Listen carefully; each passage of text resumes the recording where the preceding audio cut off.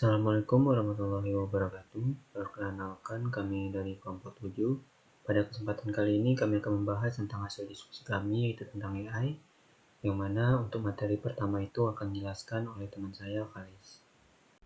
Baik, Assalamualaikum warahmatullahi wabarakatuh. Sebelumnya, mohon maaf, perkenalkan nama saya Teguh Nurhalis, MPM 2304 1050 177.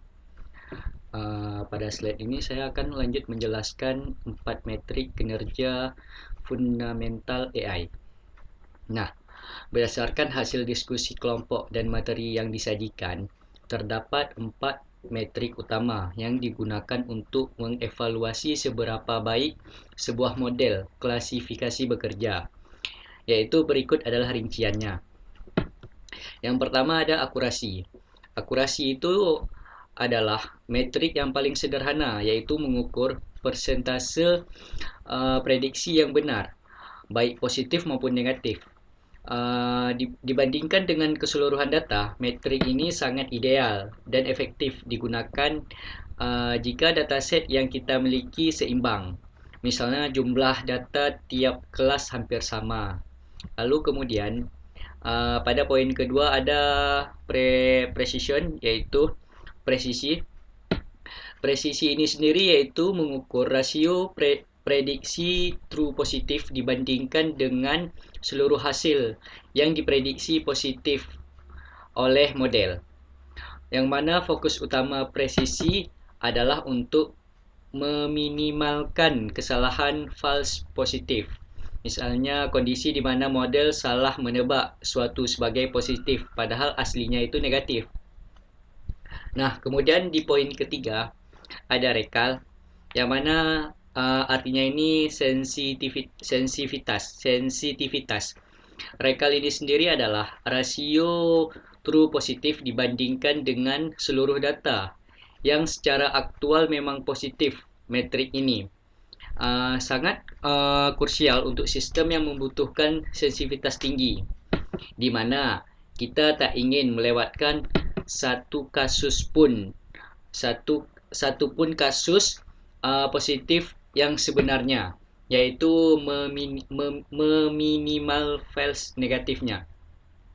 Nah, kemudian terdapat pada poin terakhir ini yaitu F1 score. F1 score ini tersebut ialah rata-rata harmonik, yang mana harmonik mean-nya yang menggabungkan nilai precision dan rekal menjadi satu angka. Metrik ini memberikan nilai performa yang lebih seimbang, terutama jika terdapat ketidakseimbangan antara precision dan rekal pada model kita. Baik, cuman itu yang bisa saya jelaskan. Kemudian akan dilanjutkan oleh teman saya. Terima kasih. Wassalamualaikum warahmatullahi wabarakatuh. Assalamu alaikum warahmatullahi ta'ala wabarakatuh. My name is Zuhair Abdullah Yakhlif Akrar. I'm going to explain the confusion matrix in the evaluating classification model. After we measure the model's performance using the matrix such as accuracy, precision, recall, and F1 score, we still need a deeper analysis to understand how the model actually works. How the model actually works and makes mistakes. This is where the confusion matrix becomes very important. Firstly, the confusion matrix provides detailed analysis of these classification results. Instead of only showing a single score, like accuracy, it allows us to see how predictions are distributed across different categories. Secondly, we go to the confusion matrix breakdown. Confusion matrix breakdown is into two main components: true positive and true negative, false positive and false negative. These components help us understand which predictions are correct and which are incorrect.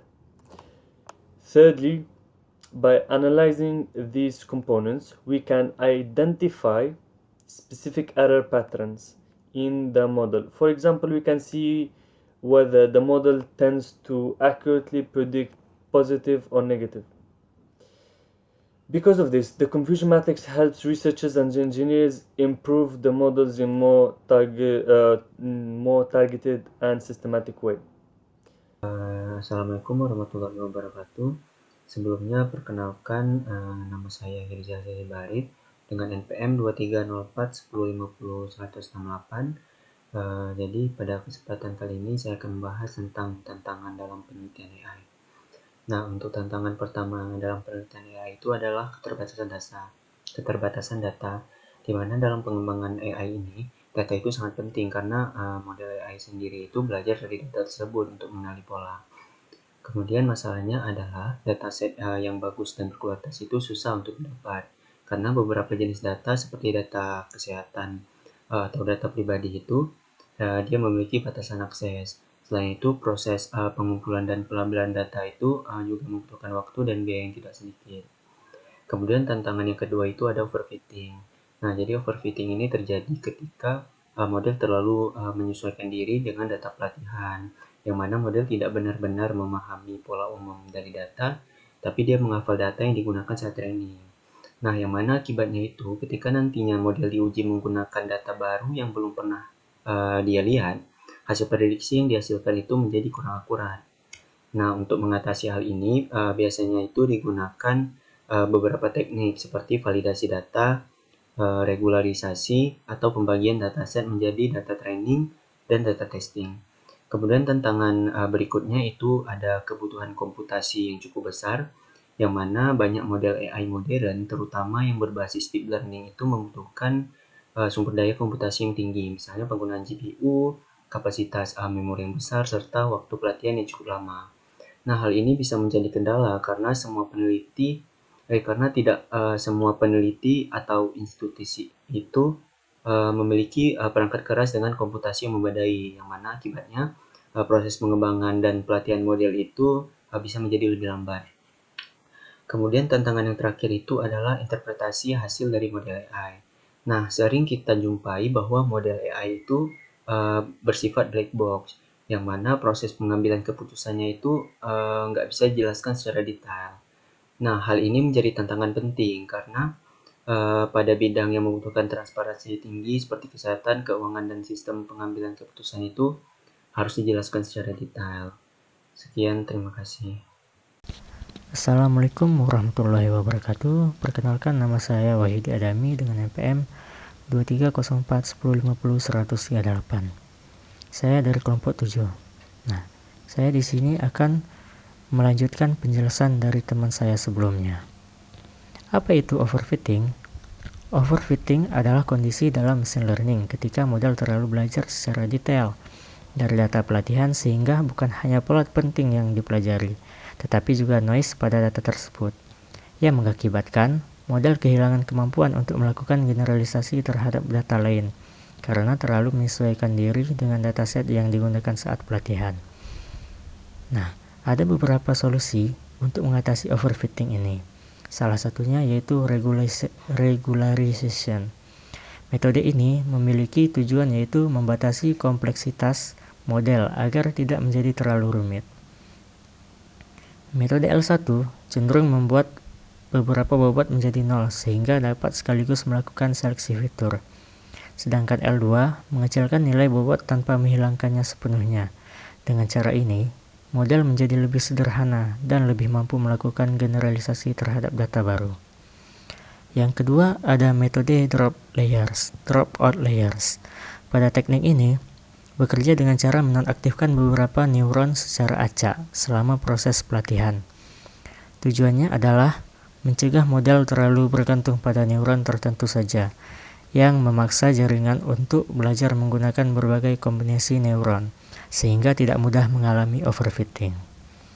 Yang selanjutnya ada metode early stopping, yaitu menghentikan proses pelatihan sebelum model mulai menghafal noise pada data. Dan yang terakhir, metode yang digunakan adalah cross-validation dan ensemble method. Cross-validation bekerja dengan cara membagi dataset menjadi beberapa bagian untuk memastikan model diuji pada berbagai kombinasi data pelatihan dan data validasi. Teknik ini membantu mengevaluasi kestabilan model terhadap variasi data Sedangkan ensemble method menggabungkan beberapa model sekaligus untuk menghasilkan prediksi yang lebih akurat dan stabil dibandingkan menggunakan satu model saja. Dengan pendekatan ini, risiko overfitting dapat dikurangi karena keputusan akhir didasarkan pada gabungan beberapa metode dan model yang berbeda.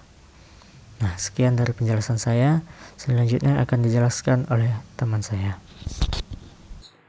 Kemudian kita masuk ke bagian kesimpulan dan bentuk, di mana di sini terdapat evaluasi yang komprehensif, yaitu melalui metrik dan conversion metrik, yang mana itu merupakan kunci keberhasilan model.